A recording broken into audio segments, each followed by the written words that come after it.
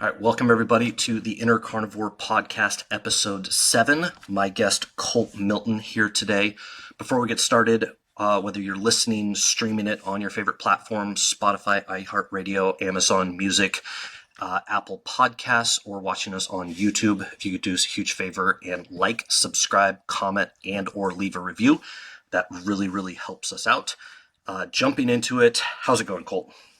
Going great. I just wanted to piggyback off what you said real quick too. And yeah, everybody listening, go ahead and smash that like button. Share this podcast. A rising tide raises all ships, and that's the cool thing about the carnivore community is everybody wants to help each other grow. Everybody wants to see each other succeed. When you hear about a good coach, when you hear about a good show, when you hear about a good channel or something, you jump all over it. And you don't see that cutthroat mentality that you do. And I'm not going to start calling out other names or other crowds, but I feel at home just by talking to you, and we haven't even really known each other for more than a couple minutes. So pleasure to be here, sir. I appreciate it. So I have a bunch of questions, but before I jump too far in, so you are currently a bodybuilding coach and nutrition consultant, correct? Yes, sir. How long have you been, for a broader term, in the fitness industry? I've been coaching full time for close to 3 years now. Actually, I think a little over 3 years. We started in 2020. I was working at a warehouse, managing a warehouse. That was my corporate job. Wife was a stay-at-home mom, and then we decided to go all in with online training when the pandemic hit. I was like, okay, I've done 8 bodybuilding shows up to this point. If there's one thing that I really know how to do, it's to do a show, to do it well, and to earn that best poser trophy. But I was never I got several of those, but I kept getting second place to guys that are bigger than me. I was never really out conditioned, but still wasn't able to get as lean as I ever really wanted to or knew that I could, and knew that I needed to be able to get to compete well at the high levels. And so I decided to make conditioning my priority. And I was also in the middle of an eating disorder at the same time. Went through several years of binging and purging, and it was something that bodybuilding didn't make worse, but it just made me realize was a big problem in my life up until that point. So I was like, okay, something needs to change. All my eating habits that were okay when I was in my younger 20s and when I was playing hockey and when I was like a super athlete on all levels, then great, I was getting away with it. But you can only out-train a bad diet for so long, and so I had to get real with myself, and I started looking for answers to my nutrition questions. And so I started going into, first book that I really cut my teeth on was The Carnivore Diet by Sean Baker. And then I read Paul Saladino's book. I don't really subscribe to a lot of Paul Saladino's work anymore, but I used to. And then started listening to Carnivore Cast at the time and Robert Sykes's podcast, the Keto Savage podcast. And so that's how I educated myself. And then I just applied it, used it. I did 4 more shows after that, and I got leaner than I ever had been before in my entire life. Every single judge said that I was the leanest athlete on the stage. These were all NPC shows. Most of them were drug tested. I would do one tested, one not tested. Whenever I did one not tested, I'm up against guys that are just taking who knows what. And so my goal for that was exposure and experience, not so much to win. But yeah, we had a good run in 2022. 2023, I decided to take off because I want to spend some time in a growing phase. So right now I'm just maintaining my composition to be around like what I call a YouTube respectable, so I can train and so I can see my muscles that I've worked hard enough for. And the carnivore diet's just been great for that. It's completely healed my eating disorder. I'm actually never hungry right now. I'm able to maintain a much lower body weight, and I'm able to build muscle doing that in a way that I really haven't before. Stopped tracking calories like a year ago because we realized with myself and with all of our clients that when they as soon as you cut carbs out, so much changes hormonally that it's just not worth it anymore and nothing adds up. So we actually don't even use calories. I don't track calories. I'm not even tracking my macros right now. I have no idea how much that I'm eating. Most of our bodybuilders that are on contest prep right now, or anybody cutting for a specific goal, that's when we start tracking macros. How many shows did you do prior to start subscribing to low carb carnivore? I did 8 shows on the first 2 shows that I did were If It Fits Your Macros, and I had no coach. And when you looked at me on stage, you're like, yeah, that's the kind of guy that needs a coach. I did not get near close to lean enough. Tanked my testosterone, actually tanked my thyroid because I was doing insane amounts of cardio, and I was in the middle of an eating disorder that entire time. So that got cleaned up a lot better on my second two shows that I did the following year. This is 2017, 2018, and these are all in either the NANBF or INBF. I went both back and forth between those two different federations. And the next four shows that I did were all with a coach. That was all in the summer of 2019. So I was shredded for basically the entire year. I was pretty peeled. I didn't get as lean as I got once I transitioned to keto after that, but I got pretty darn lean. That was on a paleo hybrid diet. So like most of my carbs were a little bit of white rice, but pretty much just sweet potatoes. And other than that, I was pretty much sticking to the paleo diet. Lots and lots of fiber. I was passing gas all the time for like an entire year straight. That's the nice thing about the carnivore diet is I can count on like one hand the amount of times I've actually legitimately farted since I had cut fiber out of my diet. Right. Don't miss that whatsoever. And then that took me up to November of 2019, which is when my daughter was born. You might hear her dancing around in the background. I told her to be quiet watching TV, but that's okay. I think she might has hear mine too, so it's okay. Some energy. So I then decided to take 3 years off to go into a bit more of a building phase. Didn't use carbs for it. It's funny. I came in with more muscle and less body fat, and had no carbs from the time that I decided to stop and just to go straight carnivore after that. And I've been building muscle just fine without carbs ever since. And the reason I say is because that's the number one question I get asked from everybody. I don't care if it's Instagram, in person, whatever. Like, you don't have carbs. How do you build muscle? Oh boy, here we go. Let's talk about how muscles like build. that's well, we can do an entire show on just that. Yeah. So coming from I come from a similar background. I did 6 men's physique shows, most of them in NPC. Cool. I did one. I honestly don't even remember what the federation was. I did it because one of my trainers. So I worked at 24 Hour Fitness. Mm-hmm. I managed a 24 Hour Fitness, and so one of my trainers was putting on the show, so I agreed to do it. That was actually the last one I did, but most of them within NPC. And I followed your standard, pretty typical bodybuilding diet. All my carbs came from maybe some oatmeal in the morning, white rice, sweet potatoes. All my protein came from, ground turkey, chicken breast, protein powder. Tilapia. Yeah. Like lots of tilapia. Yep. And because you don't want anything that has any fat in it. God forbid. Oh yeah. Like zero fat. How was, from a mental standpoint, like, so you discover keto, you discover, carnivore, and you decide to do a show. Yep. How was that mentally, knowing that you were doing a diet that was completely different than all the other diets you did, and honestly, like, not really knowing the results that you were going to get going into that show? I had nothing but confidence because I did all of my research leading up to that. Yeah, I had listened to hundreds of episodes of the Keto Savage podcast, of Carnivore Cast. I had seen, and I had actually sought out and discovered that there were a lot of successful ketogenic bodybuilders. I read Robert Sykes's book cover to cover multiple times, actually, his old book and his new book, and we use that as I don't do everything the same way as him. I'm definitely more towards the carnivore, more towards using intuition instead of I guess tracking so meticulously. Let me put it this way: my athletes with my shows, I'm very hands on. I try to be there in person if I can. And I'm basically telling them what to eat, like every meal of every day, and just watching them get bigger, or if they get watery, great. Okay, crap. Now we got to change this, and that. I'm sorry, I can't remember what the original question was, but I hope. So when I think about doing my preps, right? If you ask me, okay, how would you get ready for a show?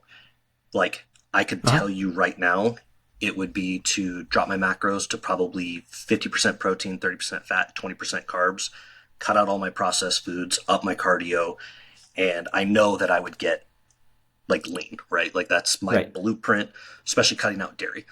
Yeah. If you asked me to do a show right now, I would go, okay, I think I can do it. Not really sure how it's going to go though, right? Because I don't have that blueprint. So that was my question to you is, was that, did that affect you mentally knowing that Oh, you just were because I completely wasn't changing using, diets? just because I Yeah. wasn't using my own blueprint and it was something that was Yeah. new to me. No, because I'd already been fat adapted for so long at that point, and I had been on the ketogenic diet. I wasn't really truly what most carnivores would say true carnivore until about 6 months ago. And I've been 90% pretty much ever since. And actually, this is day number 41 for me of being on a strict lion diet. So it's been absolutely nothing but water, meat, and red meat and salt for the past 40 days. No supplements, no creatine, nothing. No pre-workout, no coffee. Water, red meat, and salt. Before that, it was about 6 or 7 months of being pretty much 95% there. The year before that, so from March of 2022 to March of 2023, that was all that was all about 85%. I was still having some vegetables here and there because I didn't realize how much of a problem those were causing and how much once I cut those out, how much my health was going to improve and my performance was going to improve after that. Once I cut that last 10% out, then I just wished I would have done it a long time ago. But yeah, going into the show, I had already been fat adapted for quite some time and was like relatively lean enough. I try to never get too far away from my stage weight. Mhm. And so then I'm like, okay, I got 15 pounds to lose, and how much time is it going to take me to lose those 15 pounds without having to do any cardio? Yeah, I totally get that. What was the difference in preps? So like my prep, I can tell you that my preps weren't too difficult for me. Mm-hmm. Towards the end, they started to suck. I started to like get the drained energy, and then would have a carb up day, and then I'd feel okay, and then I'd start to drain down, and then towards the last couple weeks, I would just be like, okay, it's time for this to get over. And now going to carnivore, like I found I can drop weight, um, but I don't have those same like roller coasters.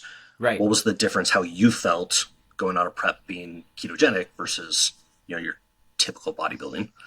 Yeah, that was nice. So you're asking like how did I feel like every day, like day to day throughout the prep Yeah, compared to the throughout the prep, how did you feel um compared to? in a nutshell, 10 times better. Like was able to actually perform in my bedroom, was able to get a good night's sleep. Some of the things that were actually kind of non-existent on my previous preps. We conceived my daughter somehow. But the last prep overall was much more relaxed. It was much more consistent. I didn't binge and purge once. I didn't cheat on my diet once.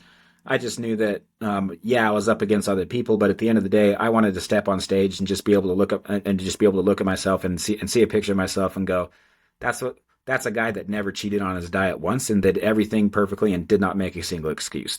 So I wanted to prove it to myself for more of a personal victory for that reason. In terms of how I felt like energy levels, um, just as good as with carbs. I don't think that I was necessarily like higher energy or lower energy, but outside of the gym, that's where I noticed the biggest difference. Like my mental clarity was there.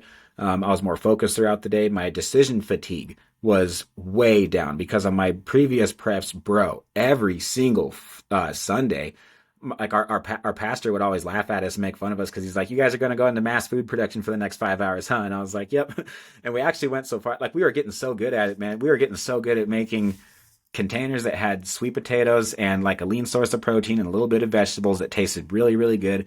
We actually started our own meal prep company. We called it PNW Paleo. And so we were like literally driving these things around, charging for delivery. It was free if you wanted to come pick it up. And so that became like a side hustle that we used to help pay for my competitions before I got sponsors. This last year I got sponsors. That was nice. That really saved us. But because you do too many shows, man, you can go broke really quick. All those fees really add up fast. Sure. And so the amount of time that I spent making these meals and packing them and putting them all in my 6-pack container, and I would show up to work every day with all 5 of them, and forget half of what I was supposed to be doing at work. And my boss was like, you didn't remember to do this, and that? And I was like, no. And he's like, yeah, well, you remembered all your damn bodybuilding food, didn't you? And I'm like, yeah, of course I remembered it. And so it went from that to, I think I was 1 or 2 meals a day the entire prep. I don't think I ever really had three meals, and certainly not 4 meals the entire time. And I never tried to do that. I've tried intermittent fasting in the past before going carnivore, and that really backfired. I was listening to Dr. Kiltz this morning, and I can't cite any of these studies or anything, but he was talking about how he believes that a lot of the anti-nutrients that are in plants that increases your hunger signals, and it makes it more difficult to fast. And so if you're trying to fast, like the worst thing that you could possibly do, in his opinion, and I agree from my own experience, is to consume plants before you start that fast. On my previous preps, if I missed a meal, I felt like it was the end of the world. Like I could feel myself getting skinnier. Like I would freak out if I didn't have my meal that had carbs in it. And now, like if I'm planning on having a meal and I don't get to have it, like that's okay. Like life goes on, and 3 hours later, like a half hour later, I'm not hungry anymore, and then 3 hours later, I get to eat a meal. So it's no big deal. But my mentality just was not on that level when I had carbs in my diet before. Actually, I saw a meme today of somebody I follow on Twitter who's on a prep of when you're on prep, and it's a picture of somebody licking their plate, trying to get, every single last piece of food, because oftentimes when you're on prep, you're like starved, right? Yep. And I had Ayana Fuentes, Pilar Fit Vegas, on here. Big friend of mine. I love her. Yeah. So we were talking about some of the same stuff. And I was telling her, I remember the same thing you were talking about. If you miss a meal, I remember I would start to feel shaky, right? I'd start to feel it, and I'm like, uh-oh, like I got to eat, and I got to eat fast. Otherwise, this is not going to be a good time. Yeah. And so always like very structured, and always the guy that was carrying around Tupperware, and, at the most random inconvenient times, be like, man, I got to eat. Like, it's just, I got to, or this is not going to be okay. Yep. And I've got a couple things to pick your brain about, especially going into like counting macros, because I've started a quote unquote cut, but I haven't been super strict about it. And by super strict, I mean, I haven't done the macros or counting calories every day. Yeah. And I was talking to her, like, there's a couple things that I probably need to cut out in order to go a little bit further, just knowing my body. But the difference is, even on what's probably still a calorie restriction, like I don't feel really hungry. Like there's times where I'm like, I could go for, something, but it's never that same.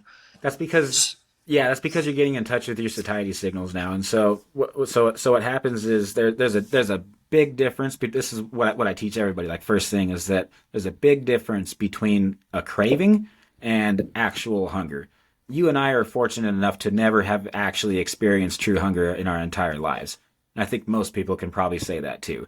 A craving comes from something that you have an addictive tendency to. Your body is looking for a dopamine hit or a serotonin hit. It's not actually looking for food for a nutritional reason. A nutritional reason to eat food mean like you're going to die without it. Like you're going to have health consequences if you don't eat. That's not really the case for anybody. Anything that you eat to any degree is an insult to your body in some way, shape, or form. And so anybody that just goes for a fast is going to be healthier 2 or 3 days from now than when they start the fast. But looking at the big picture and taking a step back, that's not realistic for a lot of people if you haven't been fat adapted for quite some time and you're in tune with your satiety signals. And then you can identify, okay, now it's time to eat, and I'm hungry, so I'm having this. Or you know what, I'm anxious and I feel like I'm low on energy, but why am I low on energy? Food usually isn't the answer to that. Something else is the answer to that. Maybe you should pray. Maybe you should meditate. Maybe what you're doing for a living isn't fulfilling enough, or it's not really what you supposed. I don't know. There's a much bigger picture outside of it. So when you're working with an athlete, calories in, calories out, like a huge one for, especially in the carnivore community, right? Yep. At what point do you start tracking calories and macros with an athlete you're working with? So we never use calories. That's actually the C word with everyone that we train. and if people start saying calories, I actually politely ask them to stop. and we just start getting into macros. And so, yeah, I really don't have a clue how many calories anybody is eating. I'm probably well over 4,000 or 5,000 right now. That's where I normally am whenever I have done the math. And whenever I've had carbs in my diet, I would be under 3,000 calories and still gaining body fat. And right now I'm probably around 4,000 or 5,000. I don't know. I'm eating 3 pounds of red meat a day venison and like as much tallow as I can get to stick to it. And I'm losing weight doing that apparently. So it does not add up. But if we're gonna, Not gonna. but if we're on like if we have someone that's not like on an off season that's not tracking, and then you're going to go to an on season, it completely depends on the person. My knee jerk reaction is usually to try to see where we can move with their diet first to get them in the right direction. Okay, so say someone sticks out from a bodybuilding competition and they got about 20 pounds to lose. Okay, that's very, very conservative. Like that can be done very easily in 5 to 6 months. So if you got 20 pounds to lose to get down to your ideal stage weight, then I'm gonna look at what can we do to get that scale moving in the right direction that doesn't have anything to do with cutting back on how much we're eating. So that's what we did. That's what we did with Nathaniel Gates on our last prep. He's like all over my Instagram profile. I'm so proud of this dude. He's one of the most elite bodybuilders that I've ever trained. He came in at the WNBF Granite State Open 2 weeks ago, by far the most peeled athlete on the stage, and it was actually a split decision that put him in second place over the first place guy. Otherwise he would be a pro right now. So he missed his pro card by just a hair. But he did not do one step of cardio his entire prep. We started tracking macros 4 months out, and from there we started. He's got Crohn's disease, and so he kind of has to be on this diet because he'll die if he doesn't. So we started taking out everything that wasn't really working that wasn't really optimizing his digestive system, and we focused more on his digestion. And so we tried to keep those numbers as high as we could the entire prep, and stick to them. But the goal was not to cut fat. It was not to cut protein. It was to keep both of those numbers as high as possible. Get him the best sleep, get him in the best hormonal state that he could be, so he basically just steps on stage. Did you find any foods in particular, right? Because I can find foods like, so for me personally, one thing that I know I need to give up is a lot of my dairy, right? Like when I was going on a prep, if somebody asked me, I'd be like, okay, got to get rid of dairy, got to lower, my carbs down, and then I'd be fine. Yep. Are there foods that you specifically try and avoid with your athletes when fitting into those macros? Yeah, if someone's got dairy, and it depends on how well they tolerate it. But I go downstairs. But I usually try to encourage them to cut it out if possible.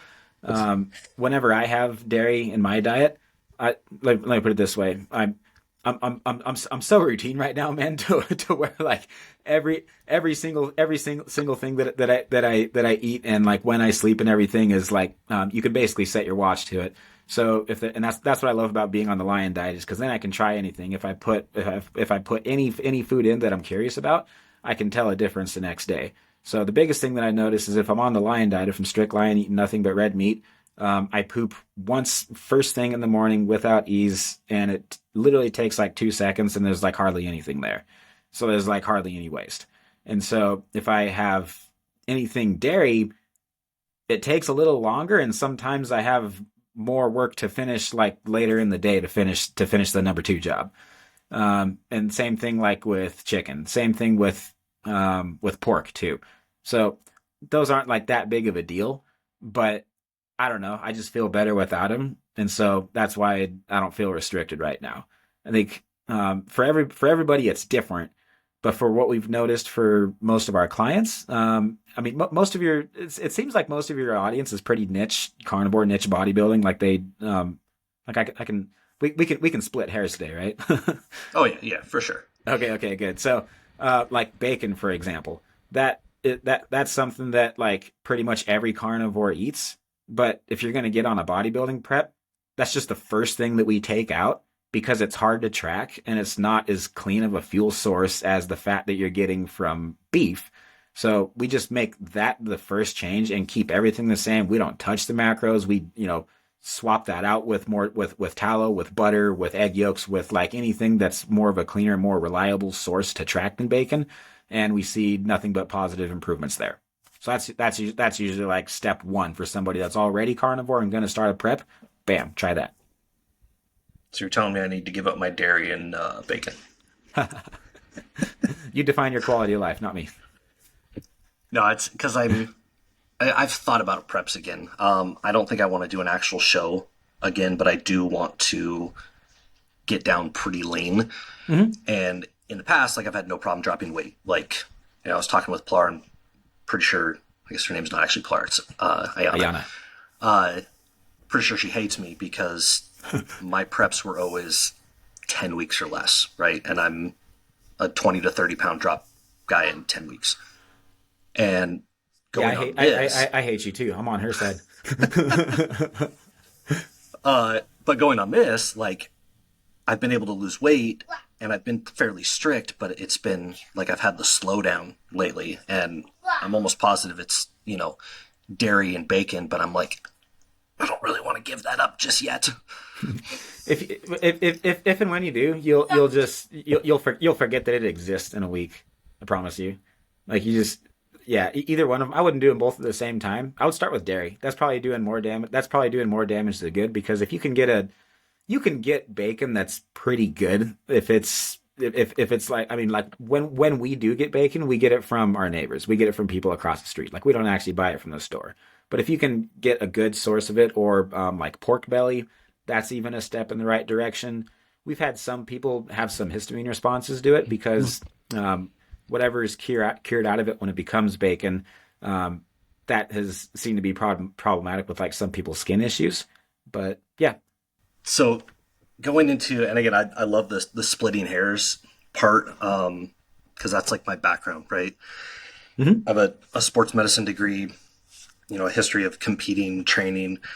Yep. And coming to carnivore, like it's night and day different as far as, the general, I won't say consensus, but how people approach losing weight and getting healthier, right? It's much different. Yeah, everything changes. Competing as an athlete on a high carb diet is a lot different than keto, and then that even is a lot different than carnivore. You have to start thinking like a carnivore. Yeah, no, for sure. So how do you address, because you mentioned you've gone away from calories, Mm-hmm. when somebody comes in and that's so ingrained in just everybody, right? Yeah. How do you address with, it's not even a competitor. We can go to competitor later because I feel like that would be a huge one for a lot of competitors. But you have somebody who's like, hey, I'm trying to get healthier, I'm trying to lose weight. How do you turn them from the calories in, calories out conversation? Yeah, a couple different ways. I'm very polite about it. I promise. But I talk to them straight, and I tell them we're not going to track calories, and I tell them why. And sometimes they fight me, and sometimes they don't. And if they do, then I go, okay, I want you to listen to this conversation that I had with Bart K, and I want you to listen to this conversation that I had with Stephen Thomas. They both explained to me, a bodybuilding coach with no science background. I'm a coach, okay?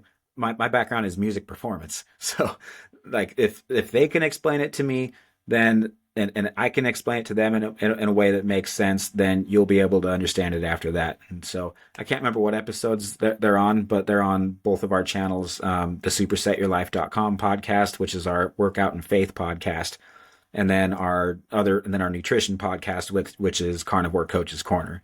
So we've had both of them on our show frequently. Actually, I'm having Steven on Carnivore Coach's Corner again. We'll probably talk more on that subject as well. But that's kind of the first thing that people need to understand is going to be different. You're going to be looking at food as fuel and not a set number of something you can only have so much of. That mentality needs to go. Your mindset on what food is and why you even eat needs to change. Gotcha. And so then this is more for my curiosity. Probably won't apply to a bunch of people listening. How does your last couple weeks of prep differ? So like I've gone through the water manipulation hardcore, Mm-hmm. right? Like carbs to water to salt to, prep week madness. How has your preps changed the last couple weeks as opposed to when you did them prior? So this is a way more natural approach. If you're depleting carbs in an effort, which is what most people do. So what I used to do was rapid backloading. Is that what you would do for your peak weeks? I'm not entirely familiar with the term, but Oh, so explain it like and all. the way that Cliff Wilson does it, so you like basically cut out all your carbs for a week straight, and then it makes your body starved because it's been without carbs for longer than it ever really has, and then you do a massive refeed on the Friday night of the show, assuming that you're stepping on stage Saturday, and Yes. hope to God that you don't eat too many carbs because then you'll spill over, which I've done before, and that Yes. sucks. And you ruin your show, you ruin your placing, you're in the best shape of your life the day before, and the worst, and it looks like you gained 10% body fat by the next day. Man, it is horrible. It is Yes. humiliating. Okay. Yes. So a ketogenic approach and a carnivore approach is much more natural and much more intuitive than that. The my last my peak weeks were the same. Were the same as they were the couple weeks just leading up to that. So about 4 or 5 weeks out, I start doing refeeds, kind of around the same time that Robert Sykes does, and then um, Friday night is just another refeed. We do a couple trials to see what works best, and then whatever did work best before, we don't gamble on show day. That's just what we do. So my peak week this time last year was eating the same thing, the same macros every day, and then on Friday it was 40% higher of everything. 40% more protein, 40% more fat, 40% more water. Oh my God. Yeah, no, I know. It's okay. You can drink water. Your body is mostly water. You need water inside your muscle cells so that you can show them to the judges and you can place well at a bodybuilding show. And yet everybody else is cutting water and cutting sodium. No, you need those things. And so same thing with sodium and potassium too. Both of those went up by 40%. So basically 40% across the board. And that's kind of where I like to start everybody. And then we start going, okay, especially if somebody's shredded like Nate was 5 weeks out, then we have time to experiment and go, okay, let's try refeeding for 2 days. Let's try a high fat approach. Let's try a high protein approach. Let's try cutting water at this time instead. We don't really cut water. When I say cut water, what I mean by that is on show day, we're sipping, so that way we're still peeing more because we drank more the day before, so that helps us to dry out, and then that refeed will temporarily enhance your physique for about a day. But that's the best that you can hope to achieve, though, on any good refeed, on any good peak week approach. Everybody, you know this. Everybody comes into peak week thinking that they're gonna do something magical that's gonna make them look not in shape. That's gonna make them look from not in shape to in shape and Yep. and get that first place trophy. And it just never happens, man. You'll probably look worse if you do anything different. You just got if you don't look good enough to step on stage and win a trophy, then you just shouldn't step on the stage. You didn't do your diet right. You didn't do something right on your prep, and you're not going to Yep. fix it by any last minute tricks. So, yeah, for us, there's nothing fancy, but you do want to eat the whole art. If you're a carnivore, to fill out is to eat as much as you can, but comfortably digest. If you ruin your sleep, it's not going to be worth it. So that was like where we were at with Nate for his last show. He was like he looked like skin and bones because we actually did he actually did a 2 day fast just for the heck of it. He was like, I'm peeled, but I feel like I could get peeled a little more and I'm not hungry still. I'm like, go for it, dude. And so he did a 2 day fast. He made it 60 hours actually. And so when I met him in person, his dad was like, you're his coach, huh? I'm like, yep. And he's like, okay. Is he going to start eating more and like start looking bigger again? And I was like, yeah, dude, we're going to go get ribeyes after this. And so we just kept eating ribeyes, bro. This is dude's favorite food. And so every time he was hungry, it was more ribeyes, more ribeyes, more ribeyes. But here again, he's got Crohn's disease, so we had to be careful with his stomach. And he was able to fill out the best that he ever had on that. He had, I think after the show, he had a cookie and regretted it, and it was back to basically his normal diet. So he was retaining a little bit of water for our photo shoot the next day. Was a little bigger though. So peaking out, I guess in a nutshell, generally speaking, that's what we do with most people. But if you're willing to gamble here and there, carbs do change things up. And the only time that I would ever recommend doing that is if you're just going for size, just pure size, and you're okay with sacrificing your conditioning a little bit. So the last show that I did was on November 5th of 2022, the day after a natural show.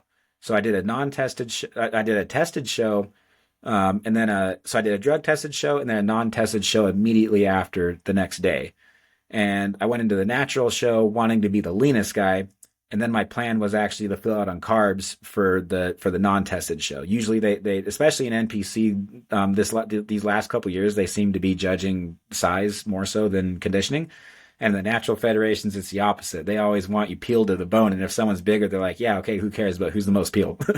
Yeah. And so you got to know what show you're doing, what the judges are looking for. And so I knew that going in. So I was 180. I weighed 183 the morning of the natural show, and then I ate 8 pounds of sweet potatoes between that show and the next one. Oh yeah, no, dude. When I say I'm a bottomless pit on carbs, you have no idea. That's actually less than like my refeeds had been before when I was doing rapid backloading.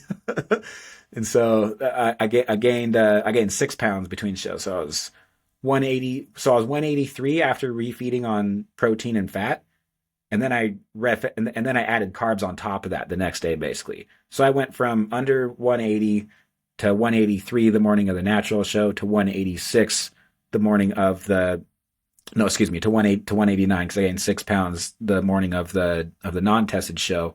I was noticeably more watery, but I filled out bigger, and I barely got fifth place in the classic physique divisions. So that was what we needed to do to get the job done. And those are the last sweet potatoes I ever ate.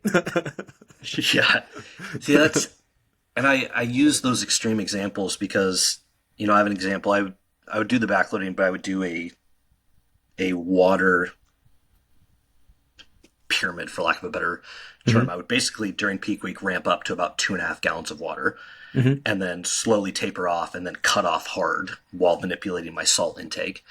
And then, eat a super high carb, high fat meal that night before. And then do the show, and everybody's seen the videos of like people backstage of a show, and they're like smashing donuts together and eating 12 donuts at a time because they're just so like, you went so long without food, right? Not without food, but without stuff that you've wanted. Yep. And I remember and I'll tell people, the difference in diets that I used to do is I got great results. I would almost always be the leanest guy out there. But I would come back that day and eat so much food. I remember the last show I did, I physically made myself sick. I was in the bathroom throwing up because I ate so much garbage because I was like, been there many times actually. Yeah, it sucks.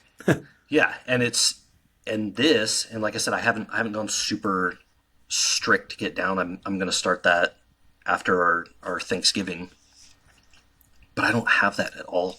Like, yeah, there's stuff I want to eat. Like, I love cheesecake. Mm-hmm. I like to have cheesecake, but in no part of me wants to go and eat an entire cheesecake in one sitting because I've been so starved without cheesecake. Yeah. Like, it's crazy to me how, like, the difference between those two diets.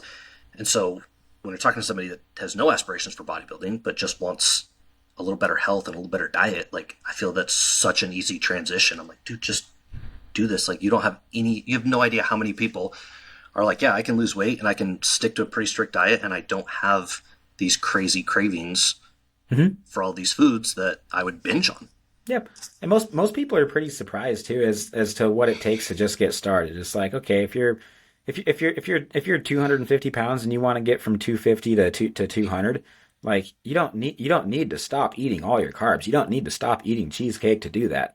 Like, let's just look at what your lifestyle's like right now, because to get I'm talking for somebody that does not have a lot of muscle mass and that has a very high body fat percentage, just some hypothetical person. Okay, you're 250 pounds and 30% body fat. Okay, and that did not happen by that did not happen by eating the food that you're supposed to be eating as a human being. That happened by a number of unhealthy habits that got you to that point. And so to reverse that, let's just find a couple of things that you really don't want that you really won't miss. Most people is pretty surprising, but if you just take out bread, keep everything else the same. Keep eating your cheesecake once a week when you eat it or whatever. Just cut out bread. That's going to get you in the right direction. When you start cutting out gluten, try to cut out anything that has phytic acid or lectins, grains. We usually try to start people off more that direction and leave some of those carbs in that they like to have.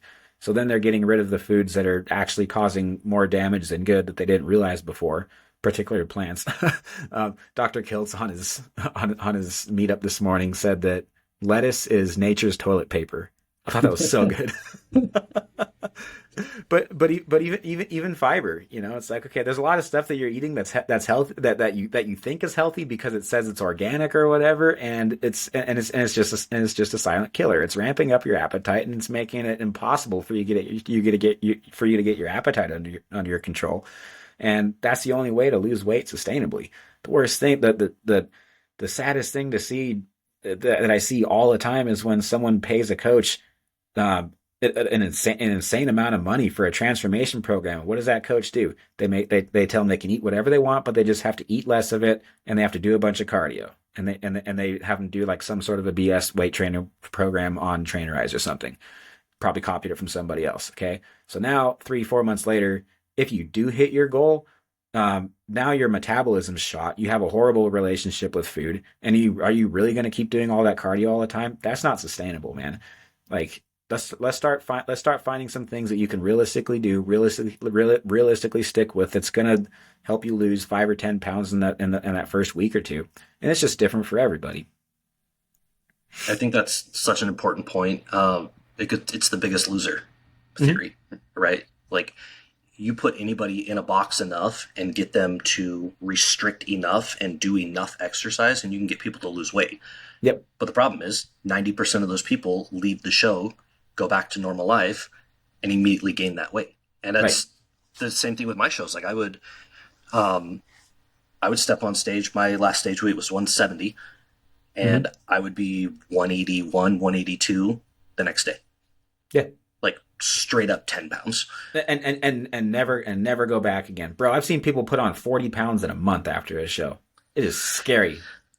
Yeah. And you're right, that relationship with food. Like, I was having these conversations and like reminiscing with Ayana, and it's just like, I remember sitting there just, oh my gosh, like, I can't do this. Like, this is so hard to eat my bland chicken with, my green beans that I thought were really good when I first made them, and then they sat in the fridge, and now I want to die because, like, I was the king. I was the king of making vegetables and putting them in containers, and I'd eat the first one, and then I'd pick out the chicken around the rest of them. Like, by the end of the week, they're just not the same anymore. By the end of the week, I was just throwing them away. Like, I can't do it. Yeah, and compare that to a carnivore approach where you don't think about food the entire day because you're never hungry. You're eating one meal a day. Probably if you're on prep, I'm eating one meal a day right now. I'm not even trying to lose weight. I just love it.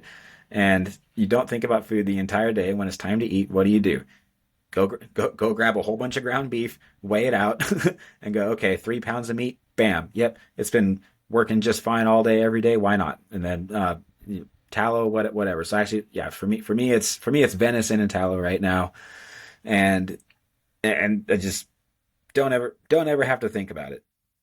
The amount of time that I've had to spend deciding what to eat, prepping meals, the amount of money that it costs to make those meals in the first place. Like, I mean, dude, like, vegetables are expensive. Like, everything adds up, and they go bad fast.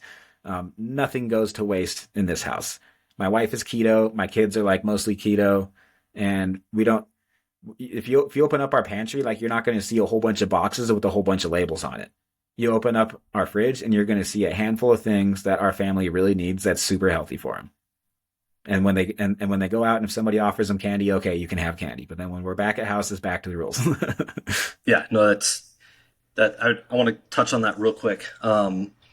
For people, that's a question I get, right? For people who are starting, have younger kids, because you have younger kids, correct? Yep. I have a 5-year-old and a 3 and almost a 4-year-old. Yeah, it's very similar to mine. Mine just turned 3, and I have one who will be 5 next month. How do you approach their diet, right? Because it's one thing to do your diet, right? It's one thing how do you approach getting them, A, to eat, and B, making sure you're not so over the top crazy that. Oh, here we go. I'm so glad you asked this, because everybody on the planet will tell you, let kids eat kids' food, let kids eat candy, let kids eat what they're supposed to eat, let them have cereal for breakfast. Like, really? No, our kids eat bacon and eggs for breakfast. For their lunches are mostly fat based. Keto bricks, those have been a huge win for everybody, for the entire family. Actually, since being on the strict lion diet, that's the only food that I actually legitimately miss is keto bricks. So between Thanksgiving and December, I'm adding those in. I'll go from 1 meal a day to 2 meals a day and see what happens then, because I'm actually trying to focus on some leg growth over the holidays.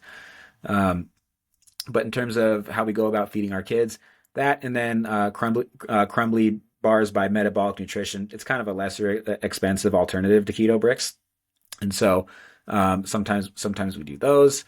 Let me put it this way: we feed them mostly just what we eat anyway, and for us, it's predominantly red meat.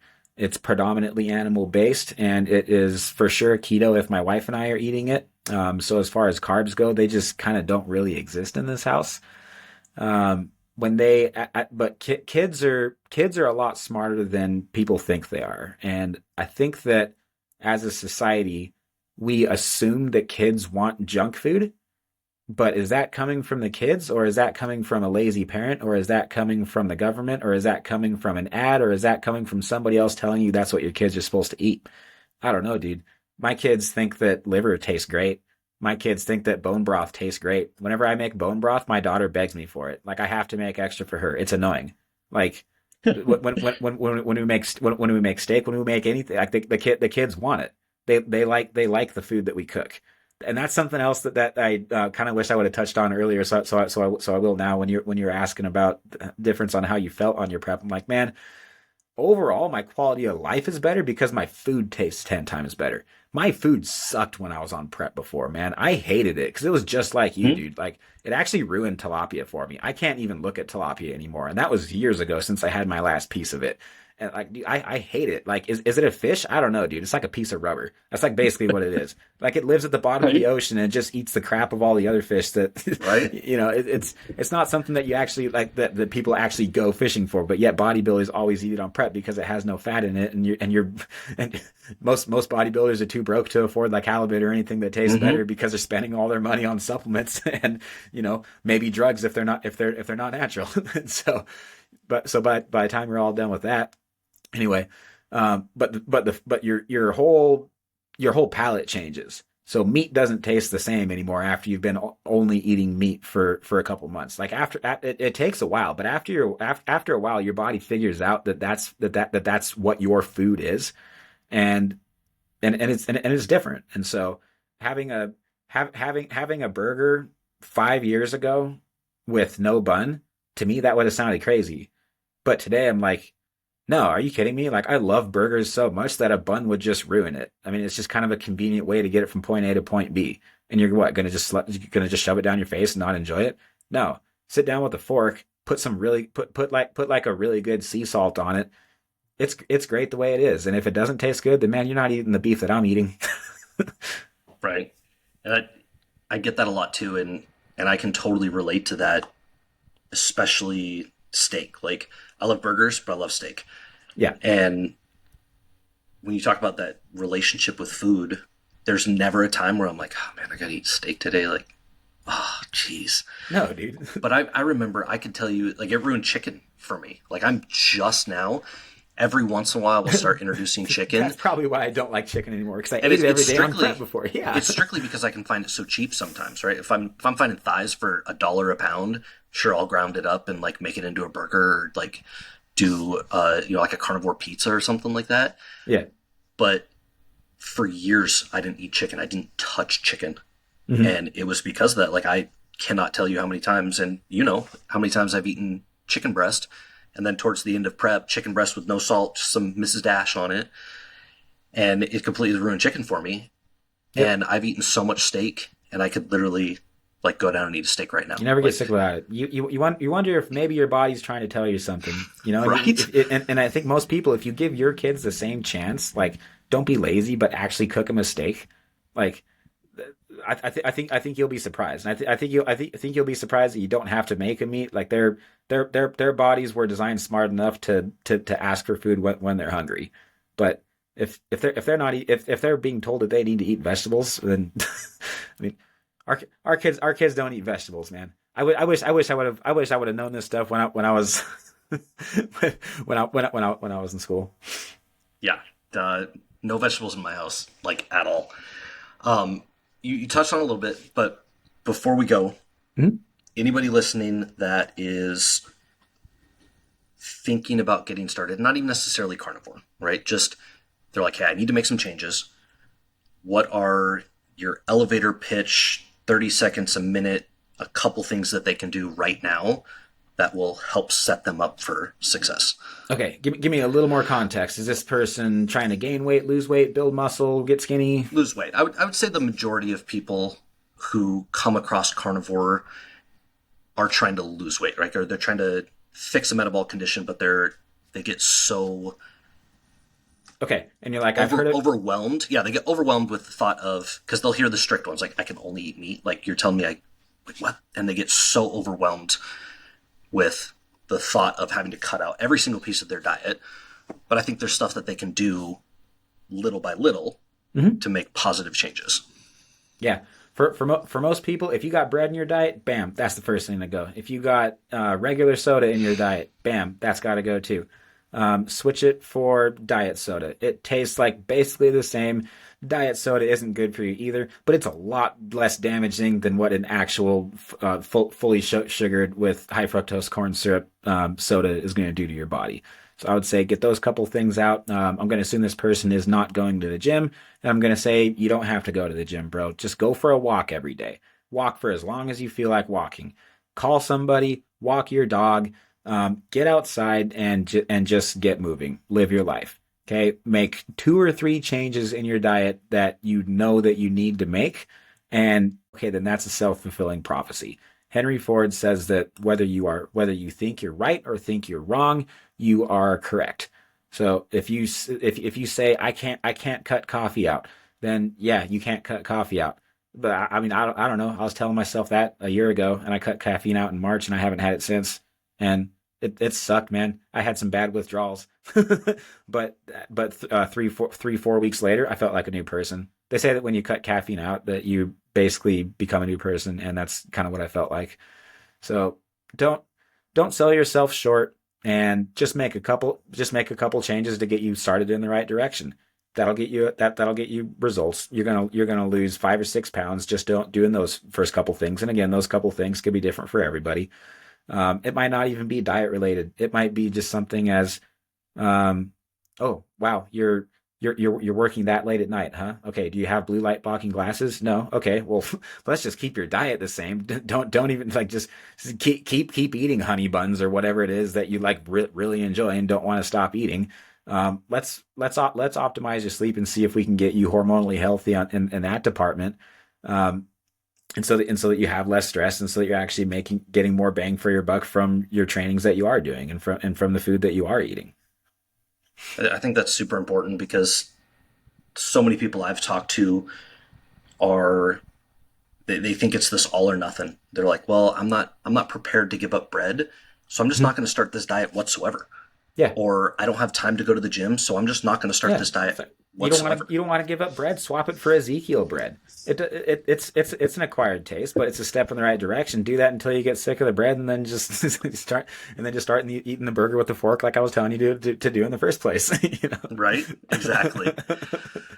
Well, Colt, I really appreciate you coming on here. Like I Absolutely, said, my pleasure. when I messaged you, I followed some of your content, and I love the other perspective, the if you would say the extreme perspective from a bodybuilding Yeah. standpoint on the diet. I know you have a bunch of stuff out there as far as podcasts, social media.